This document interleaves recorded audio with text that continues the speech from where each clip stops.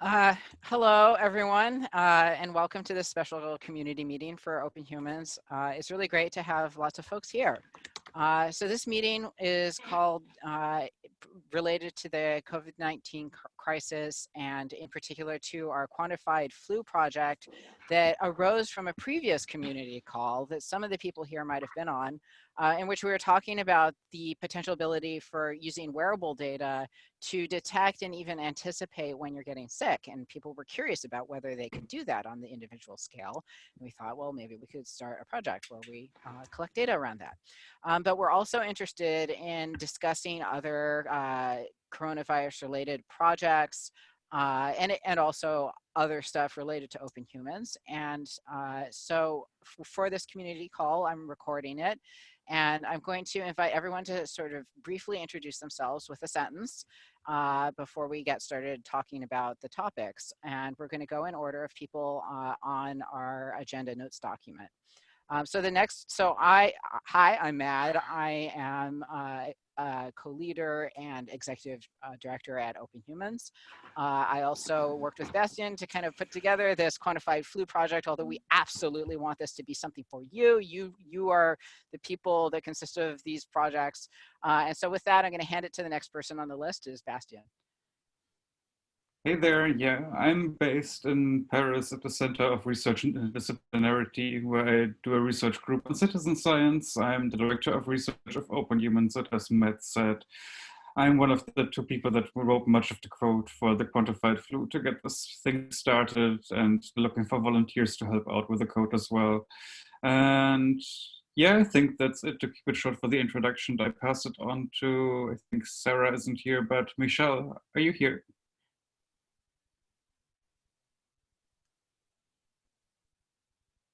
Talking to me? Yeah, you can hear you. Yes. Okay, I'm just my first time using Zoom, and I'm just curious to see what's going on. And I'm here in Massachusetts, and just curious because I have the time. That's great. That's great. And then we'll pass it on to Caroline.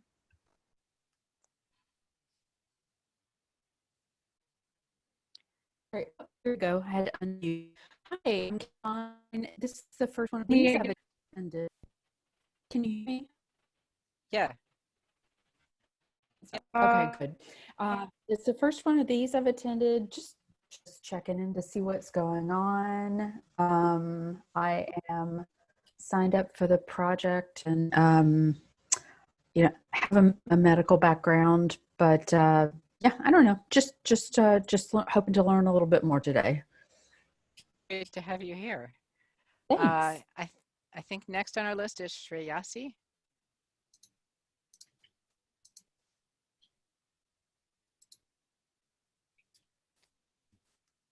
Okay, and I'll move on to the next is Stephen Albers.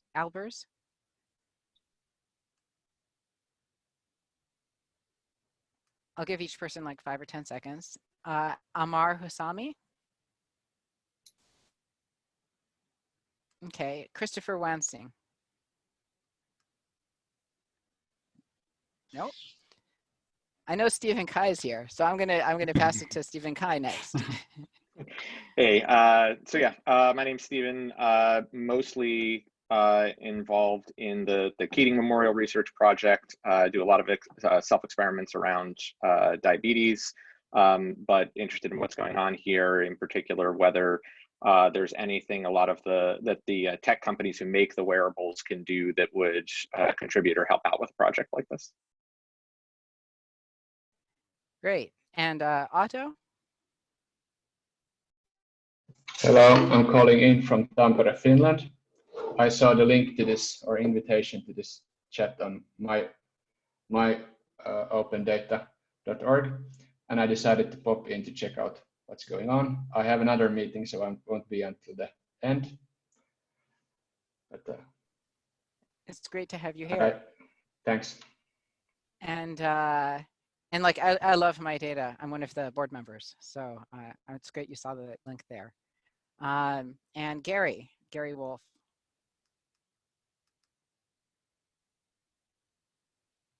You're still muted, Gary. After giving the good advice to everyone else in the chat. Very good for me. I love giving advice, even though I haven't taught myself. When I'm not running a homeschool for an 11-year-old, I support Quantified Self community, and I'm a participant in Quantified Flu and share my data. Thanks. And I think next, and maybe last, is Yang Huang. I think I can see you there, so hopefully you can say hi. Hi, everyone. This is my first time here. I'm glad that there's a group of people, like-minded people who are interested in sort of sharing personal data. I work at a startup called Personal Science, so I'm very interested in how to use wearable data together with the other health data to, for in this case, for COVID-19, will be interesting thing. Just coming on, trying to learn what you guys are on, and to see if I can contribute. Hi, I'm also here. I'm Carolina. Oh, hey, Carolina. I'm here. Yeah, I don't know if my name appears, but yeah, I worked with Open Humans before on the Google Fit integration, and it seems like we might be able to use it for tracking data relevant to like when you get sick. So yeah, that's I want to learn more about that now. So that's why I'm here. Great. Yeah, it's great to have you, Carolina. You're Z2IMP, something like that. Oh, okay. Right. But Carolina is one of the people who has also acted as a contributor creating code that connected the Google Fit data. So it's and that's one of the things that we should think about doing with the Quantified Flu is what sort of additional data sources to add. I guess maybe before I get there, I see somebody has added an icebreaker question. Bastian, Yeah, did you that want was to do me. that?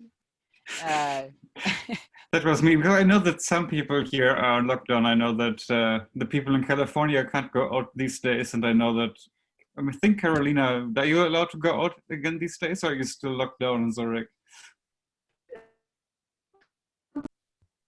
I couldn't go out, but it's up to personal responsibility. There's no police taking us. How is it in California? Is the police controlling that people actually stay indoors, or is this a very French thing where you need to write your own letter of like swearing on the grave of your mother that you are allowed to go outside because you do a very important business, otherwise you can't? We've had people getting tickets. My company actually has provided letters for people who are working on sort of allowed business to carry around. Because probably 4 or 5 people got tickets in the first day after the lockdown. And I've seen it up in Oakland as well, where I live. In San Diego, we haven't had any tickets that I've experienced, but it might be because we haven't pushed the boundaries on this. But yeah, we're on lockdown.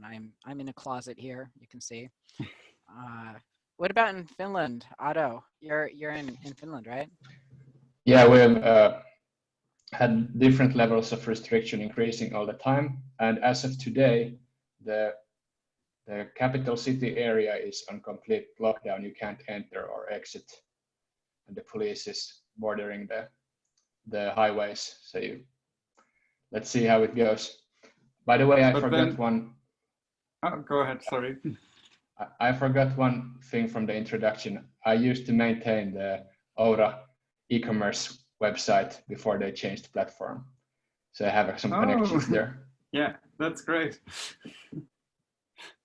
Yep, also one of the the users. Now, I was just wondering, like is it Finland where I saw these fun pictures of how people are, even in regular life, doing the social distancing at the bus stop, where people keep like 2 meters between each other when waiting in the line? Yeah, that's from the very Finnish problem Twitter account. It's true. I will Google a picture and put it in the chat for other people to see. People are just happy that there's an official excuse to do social distancing now. That's very funny. So yeah, I was going to talk a little bit about the Quantified Flu Project because I'd love to sort of solicit ideas and feedback from people, if that's okay. If we've moved on, I mean, we'll never move on from lockdown. This is our state for a while. But like I know I have ideas, but one of the things I wanted to say about this Quantified Flu Project is that I know Bastian and I really wanted this to be something that wasn't owned by us. And so if you have an idea of like, it should graph breathing rate, or the data needs to be available at this endpoint, or, why isn't there a screen that tells people this? Like, please, please, please, please, like raise those ideas, share those.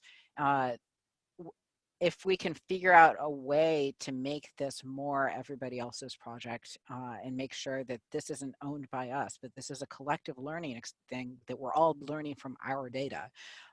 That's our goal in this. And in that, I would say that there's a couple academic research studies that are starting right now that are kind of similar. And this is not this project is not an academic ethics board reviewed expert study, but we do have a lot of expertise in our community.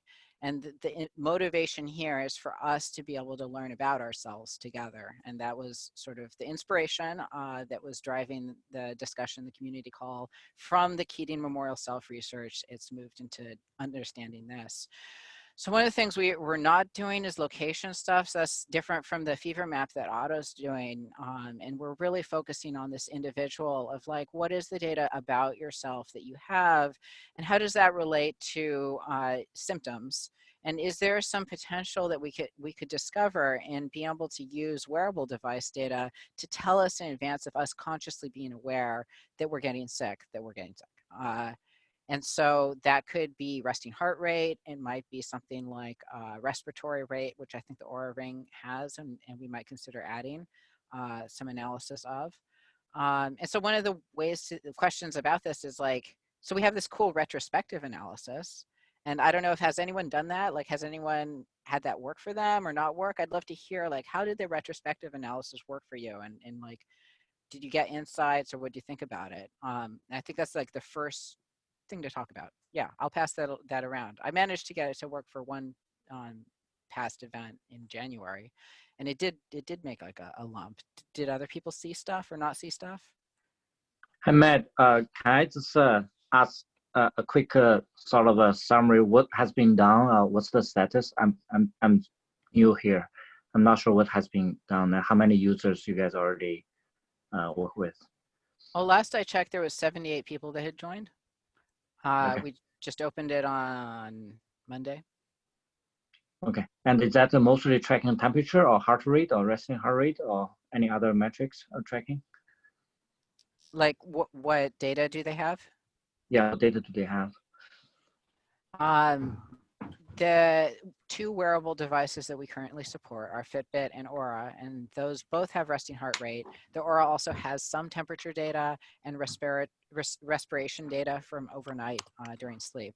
And so it's whether or not someone connected that particular data. And we're interested in adding support from like Google Fit or Apple Health Kit. There are people interested in adding support for those angles. So it's whatever someone has. Yeah, and I mean, just to extend on this, we have been running the individual Oura and Fitbit integrations that are outside the Quantified Flu for much, much longer, and these have more users as a result of this. I think for Oura alone, we have like 75 people, and for Fitbit, let me check it right now, instead of making up numbers.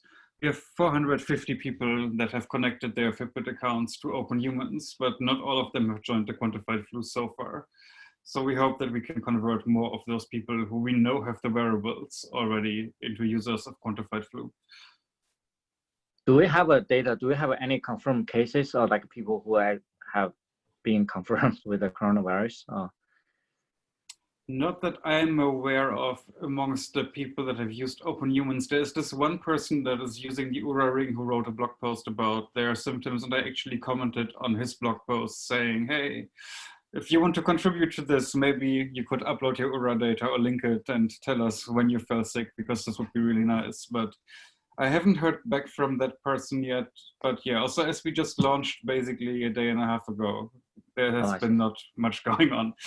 But that raises a great question about how do we collect information about what somebody got sick with. Like we have something set up for symptom tracking. And I was going to make extend this to create a sort of a diagnostic report. And Basti and I actually had some back and forth on this, so we're disagreeing. I felt that we should only take in sort of a clinical test report. So if you did a clinical test, please go ahead and report it.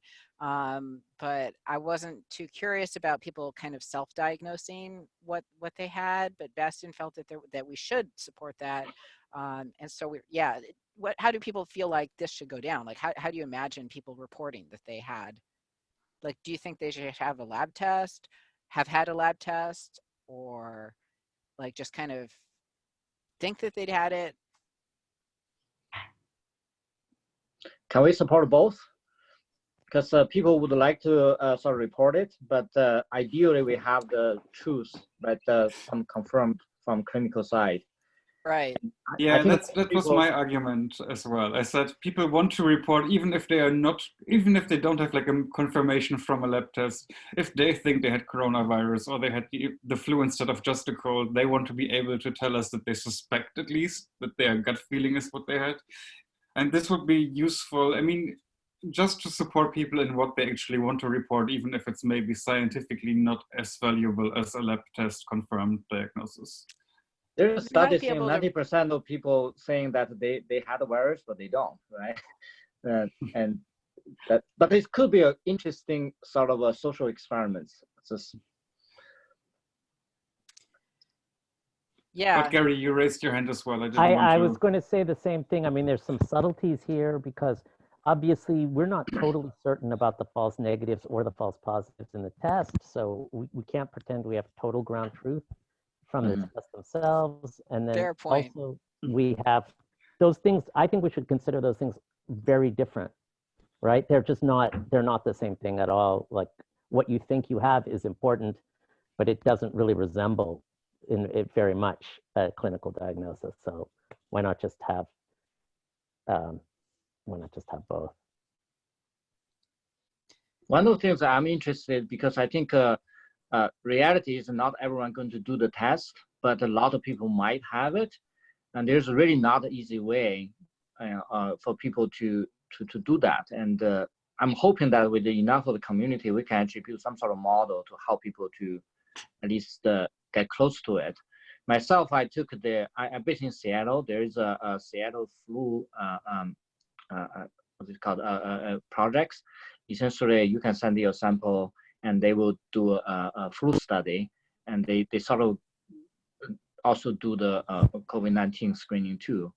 So I haven't got my result back, but I'm thinking that if we can get some sort of a result contributed anonymously or whatever, then we have some sort of a true data, right? Truth there. So that would be awesome. If some sort of a collaboration, work with either some research group or the state somewhere. I don't know if that's possible.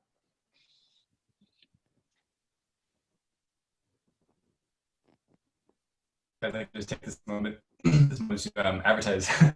So I'm at Stanford, and we're going to be doing a study. Hopefully, so right now it involves has an app, and hopefully it will also work with Open Humans. But so anyone in the public can participate and track symptoms and we'll put together this data set hopefully. So just mentioning that. This is through the Healthcare Innovation Lab at Stanford. Mike Snyder showed in 2017 that you can detect infection from wearables data, and so there's kind of an expansion of that effort. And I was about to say we have a couple more, just for one couple of sentences. What resources will you have to offer to people participating in quantified flu, from your connection there, I mean, they have some pretty heavyweight resources. Like, can you say like, oh, these people in quantified flu think they have COVID. Let's get that test done, or on a research basis, or just because I know that lab. It's got great capacities. Yeah. What do you bring? So one effort is just around generating data. Certainly, we're well connected with all of the testing, the COVID testing operations. Work with Ben Pinsky, and we've also got efforts within the lab developing additional types of testing and strain-specific testing. So the goal is just to provide kind of an early warning that someone might be sick, so that they can take preventative measures. But to do that, we need a data set, and we need to develop these robust algorithms. But certainly we can bring together a lot of resources. So it's great to be connecting with everyone here.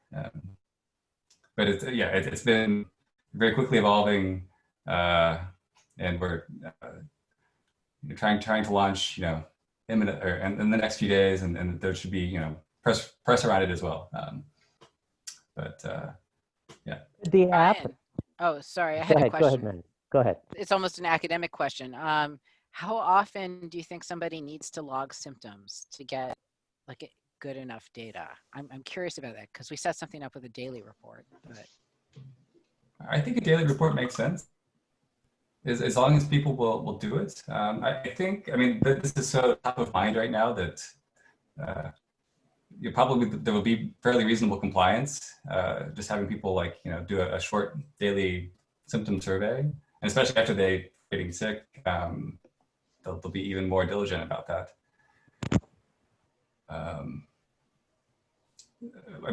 What alternative does it make sense to do more than once daily? I guess you could, if you're well, you don't necessarily do daily report, but as soon as you start to develop symptoms, daily resolution is good. Gary, did you have a question? Well, I think this is better maybe for some brainstorming, Ryan, if at some point you want to, but I guess I'm thinking from the participants' perspective. Hopefully quantified flu will grow, and there'll be a bunch of people using Open Humans to collect the data that they think is relevant, especially resting heart rate and temperature data, to reflect on a daily basis, like, am I getting sick or not, And so I'm just imagining that future unfolding over weeks, and then I'm thinking, how does that connect with what you're doing? Certainly the number one question that a participant is going to have is, am I infected with COVID-19? And of course they cannot get a test.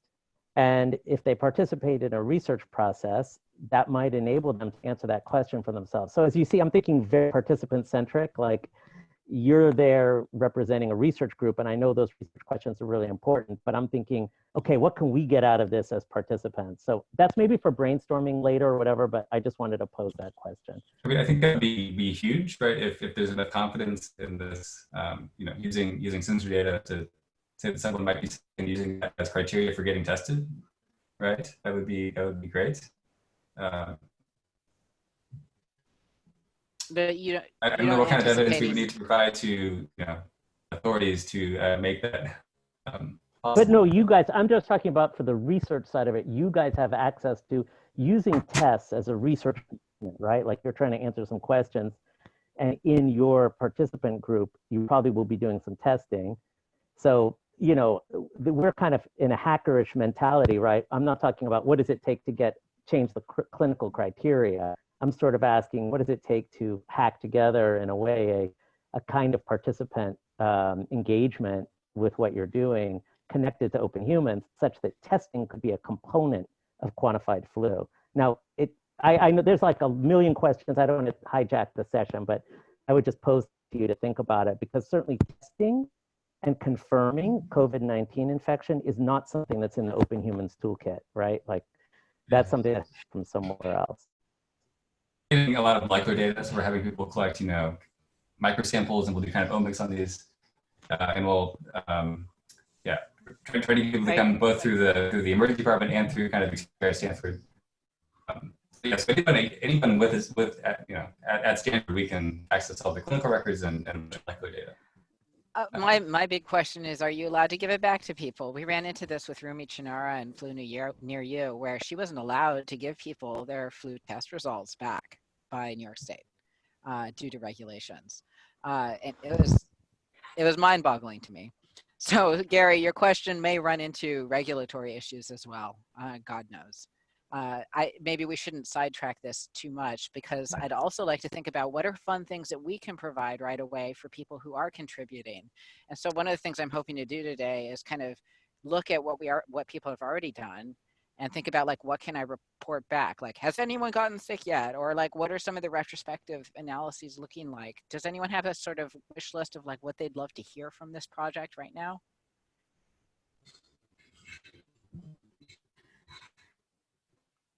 I'm curious if anyone has reported being sick, so I guess we can see if everyone's well. Gary, do you have I'm just interested. I'm interested in seeing people who are sick, diagnosis or not, and what's their symptoms are and how the things progress. And so just purely anecdotally, I'll be interested in learning more about it. So if we can provide that, I think that would be at least provide a way for users to see from others. Well, hopefully we are all the users. So if you get sick, we'll like, that's something that also gets shared. Does that sound fair? Yeah, I think that's reasonable. I'm just trying to figure out what's the value, right? And is it a social component about it? Is it a sharing, or is it actually just a self-diagnosis? What is the value the user get out by participating? Yeah, at this point it's, oh, go on, Bastian. No, so I was thinking what I would be interested in was looking at all the retrospective data sets that have already been shared to see whether there's any trend that they might look similar or not. Because I mean, for my own data, I've seen that I had 3 events where I remember being sick, and 2 of them look kind of similar-ish, but the third one looks completely different.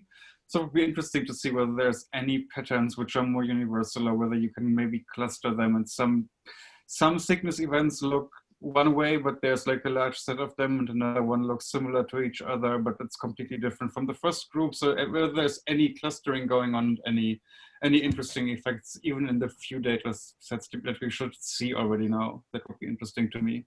And maybe make like a way that people can, if they make their own retrospective event, they see themselves compared to the background frequency of all other events already being reported. I think that's what people in general find interesting, right? How do I compare to everyone else? That's, I think, would be a nice thing for us to provide.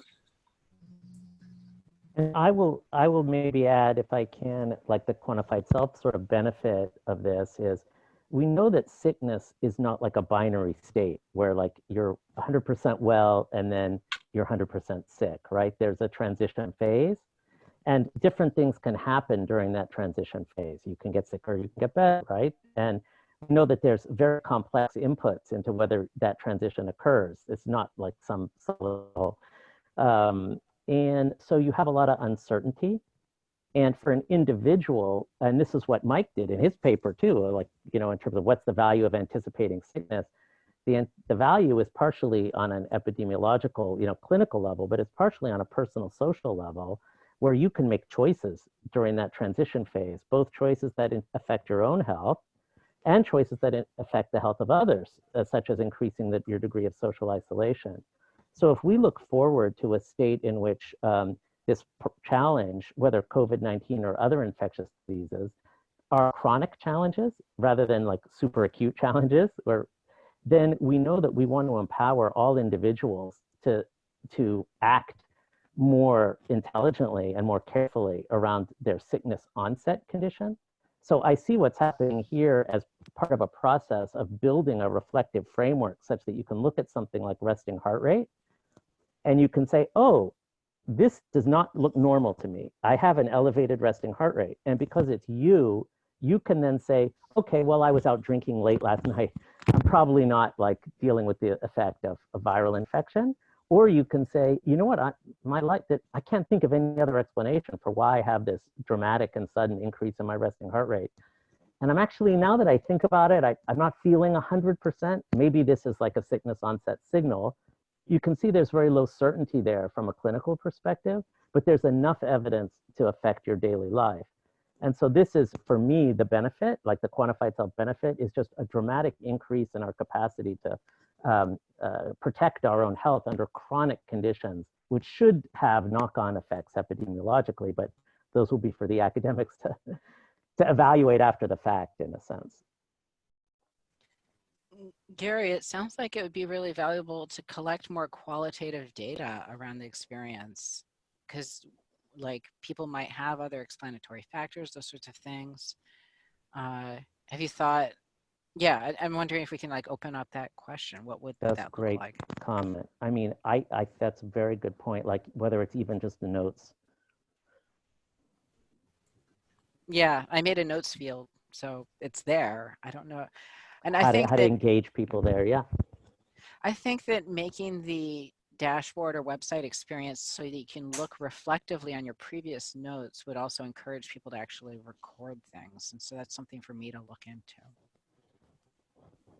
Yeah, we did a little bit of things that one of the challenges of a free text note is how to parse the data when you're trying to share with the community.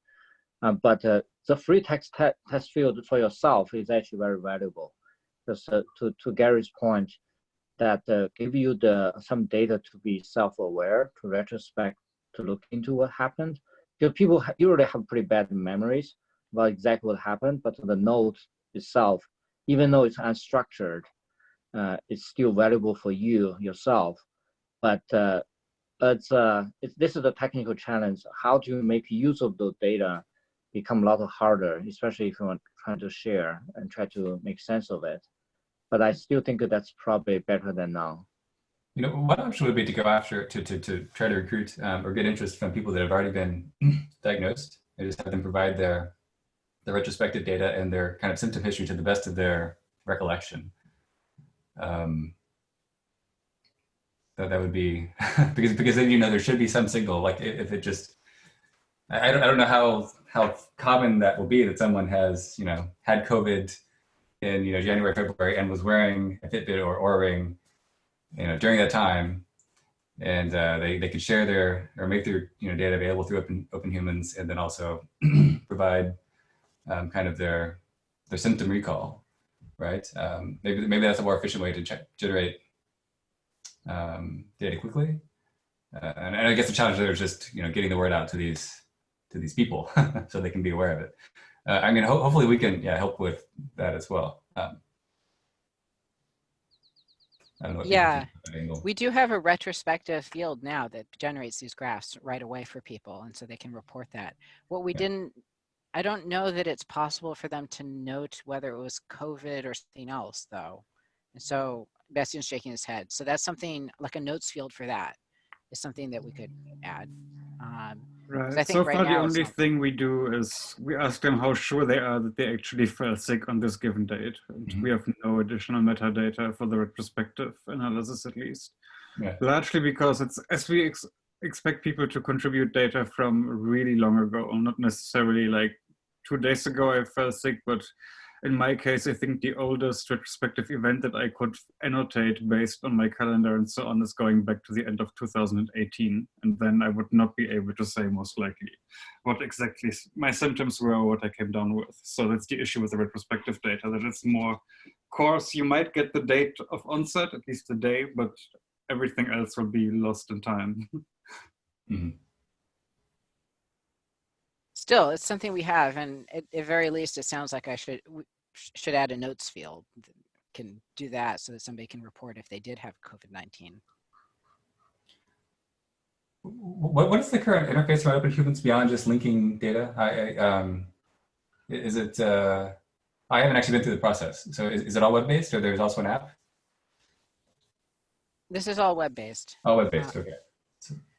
So the flow is they sync their Aura and a Fitbit, and then they have kind of an annotation that they can add to any day or any time. Yeah. Okay. Right. They can enter in the day, and then they'll receive graphs for relative to that day. And then the other thing they can do is schedule check-ins, which will send them emails that they can use to fill in a web form. So yeah, doesn't have a phone app. I'm totally open to a phone app building person to work with us to build phone apps. I think Bastian talks to phone app builder people, so I'll leave him to lead on that. Yeah, they're in high demand, so finding people who have time and capacities to volunteer their mobile app development shops to stuff like this are not that easy to find. At least try to make it React Native so it runs cross-platform. Yeah. Yeah.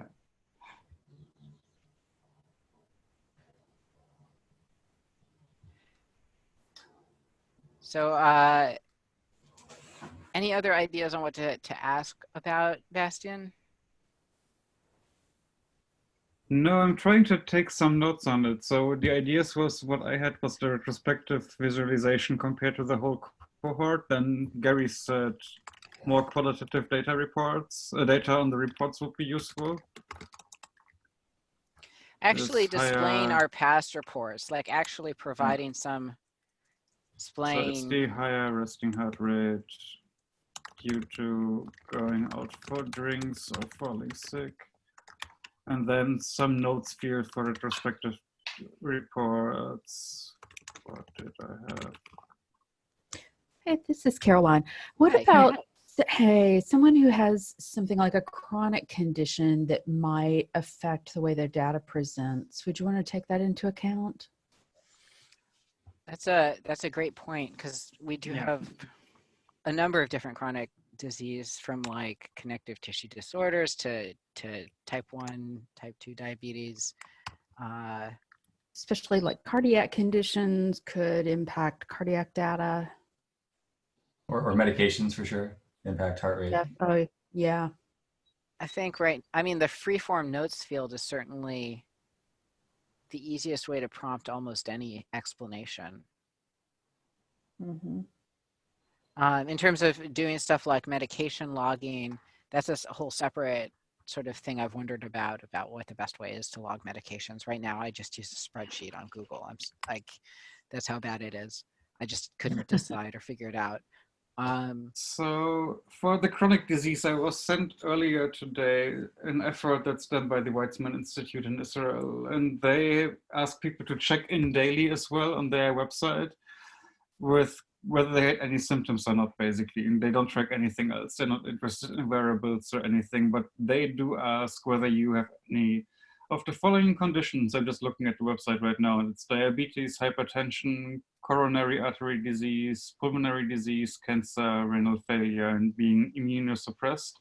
And these are the things they check before they make people report any symptoms they might have related to the current pandemic. So this might be an idea to just steal this list of things to ask the person once, do you have any of these conditions which might alter your wearable device sensor data? Well, that's another question. So we don't have a demographic anything. We haven't done any demographics. Okay, I'm thinking along with you, and I have not an answer to this question at all, but it might open a line of questioning. I think what you're looking for is increases, for instance, in resting heart rate above a personal baseline. And so the chronic conditions are things which influence that personal baseline, if you want to call it a baseline, right? Or at typical conditions. You're looking for a change in what's typical. And that process of establishing a typical range and then a change out of that typical range may not be aided by super general data gathering about, say, like type 1 diabetes, right? You may not be able to get everybody.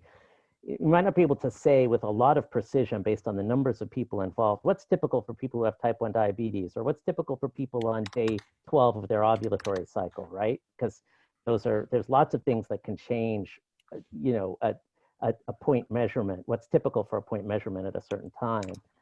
So it might be more process oriented. The answer here might be in terms of data integration processes, where like somebody who's also tracking ovulatory cycle has a way to use a notebook that shows them something about plotting their resting heart rate against their ovulatory cycle that would enable them to reflect on measurements that seem to them to be not typical. So I know that's kind of elaborate, but I'm just thinking that there might be a process or a data integration domain for a solution rather than a segmenting, solution at the level of who has what condition. So try to restate this is to think about ways to support the individual coming up with explanations and reporting them specific to that condition, rather than hoping that that's going to be a sort of emergent from the numbers observation that we can make. Is that a good restatement? Hi, it's James in Scotland. I'm not sure if you can hear me. My internet's been coming in and out. So I've got a slightly different take on this, as usual, the biohacker. I want an immunity index score on the dashboard. I don't want these problems to occur. And it's like, it's the same questions, but in reverse. So what's my immunity status today? And is it eating more ginger or doing more meditation and stuff that's put me in the prime immunity zone? So none of these issues I've been listening to come into my life. So James, how would you build this index, the immunity index? That's an interesting idea. What data would you need? It's the data you're talking about, but it's just applying it to the prevention side. So if I don't know what the answer is. I mean, I'm personally working on this and have been for years, but it's the problem with, it's like the question was saying, what we're trying to answer. And I'm saying, I just want to have the best immunity I can. And then everything else becomes secondary, right? Once I've got a disease or on that slope, then, everything's failed. But if I've never tried to have this, the best immunity index, so for example, I've used other examples on other calls about fasting. So there's a whole debate going on right now, if you fast too much, your immunity might go down, but, certain types of patterns of fasting might boost your immune system and might be better for you. But we don't really know the answers to any of these things. So again, it comes back to how do we design these experiments to get the answers, and no one's got the answers, I would argue, today. Yeah, I think one of the things that's interesting is really this, to me, you got into certain disease, it's a sort of anomaly, right? If you have a couple of data streams comes in and you're trying to figure out together with your symptom tracking, you see, okay, this is all normal. And then you can use that data to say, if it's normal, my immune system is working fine. If there's anything that's abnormal, my resting heart rate or my temperature goes up, then it's abnormal. So it's a sort of inverse of your, so I think your index, in a way, probably just an inverse of your likelihood of having the disease. Is that? Well, it's then, you're right, but it's then given the index, then it's like, what can I do? Can I sleep better? Can I eat better? I think the example in the last talk was someone saying Quantified's self conference. She knew she got ill when she visited her parents or her family at Christmas and stuff. So, if that's the pattern that always makes you ill, you stop, what can I do going to my parents to make sure my immunity is off the scale? I mean, we have to invent new treatments or new somethings, but it seems to me that's what we really want to solve in the 21st century, and not look in the rear mirror and manage our symptoms. Yeah, I think the different stages, right? One stage is actually tracking. So we at least have some data and to make some theory hypotheses. Then once we have that, and then we have actionable items, right? The insight. I think it's different stages though. I don't think we're at a stage knows exactly how to boost your individual's immune system just yet. Besides some general guidance, exercise, sleep better, social distancing, whatever that is. But I do think that we're not there yet, right? We don't know the answer yet. So we're at the stage of gathering data try to make sense of, come out some hypotheses. I think that's where we are.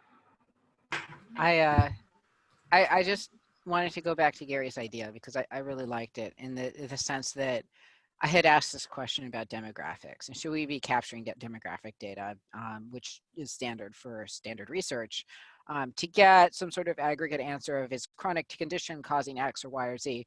And Gary's point was to instead think about the potential information knowledge building, like the more efficient way to go about knowledge building might be to help people create those explanations themselves. And I know this isn't traditional approach for research, but to encourage and support that ability for individuals to say, I have this chronic condition and I think it was connected to this or that. I really like that idea, so I wanted to highlight it again. Gary, am I restating your idea correctly, or have I just completely mangled it? Or are you gone? Are you still here? I think we may have lost Gary. He said he should have Yeah, checked. he He said had he dropped needed off to 5 minutes leave. early. Yeah. Okay. Does Unfortunately. anyone else, like, is this sounding, and then I guess this gets at, like, I think this is really interesting from like a social and a community perspective. I think there's some nuances here around if someone's kind of creating these explanations for themselves, we'd really love to see those visible for other people to see and learn from. And so we should think about how to make sure these fields are being filled in so that like people are encouraged or understand that the data is going to be visible to others in the community. So if they're going to put like, you know, identifying information in there, maybe we should warn them against it. But like, how did people think that there's actually some interesting potential here in people communicating and reflecting on what caused stuff? Maybe it's just me. I just think it's very, very complicated. And as I said, the first thing is getting as much data, much ideas, and much structure on structure. I have a playground for the 21st century to try and home in on finding some of these answers. Well, Just it's easy to push the complicated thing down the road and say, if we just had 10 times as much data, we could answer it. And then you get that 10 times as much data, and then you say, okay, now we need 10 times more. And so it's easy to kick the it's complicated can down the road in the search of ever increasing data sets. And I don't want us to go too far down that road. I've been there. Yeah. Well, I mean, it's just that life is complicated. So we would have, you know, we don't have the answers because, you know, it's complicated. But as I said, a total agreement with the data, the structure. It's just then making that nimble to handle the growing inputs and complexity of, you know, it won't be one thing in isolation. If it is, then we've all missed it for decades. So yeah, I think it's some sort of solution that allows you to contribute what you want, but then hone some structure towards some potential answers, and then put a scientific review mechanism behind it that makes sense for the individual or for the community at large.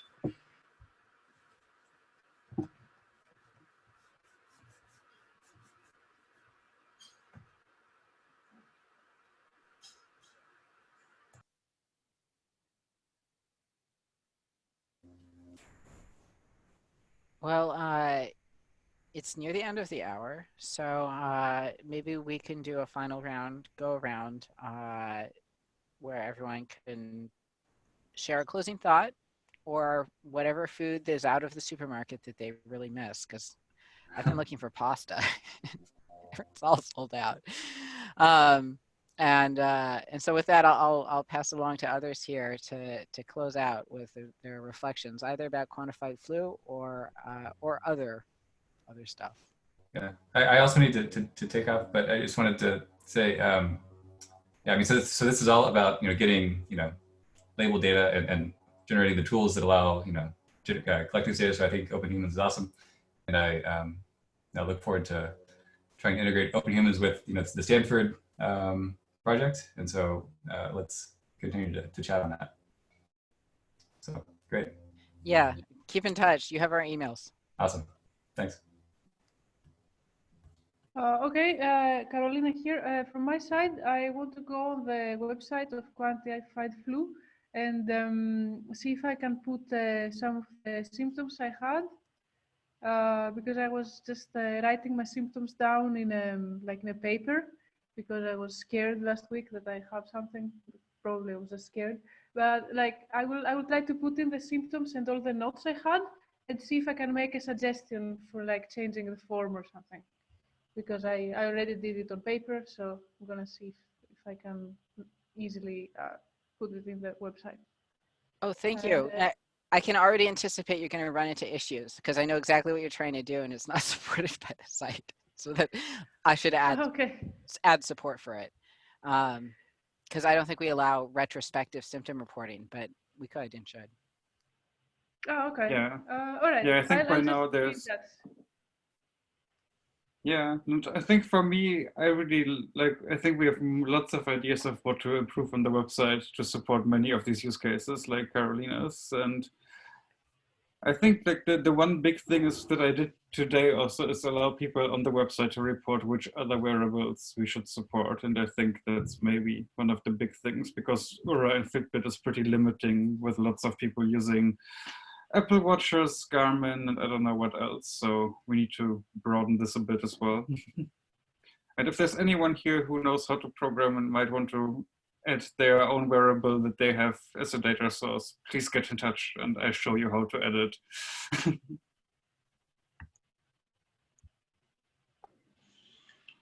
We're actually building an app trying to gather data from Apple Watch and the Google Fit. So it's just started. So, and I'll talk to the developer to see maybe we can actually team up together somehow to become a part of the projects.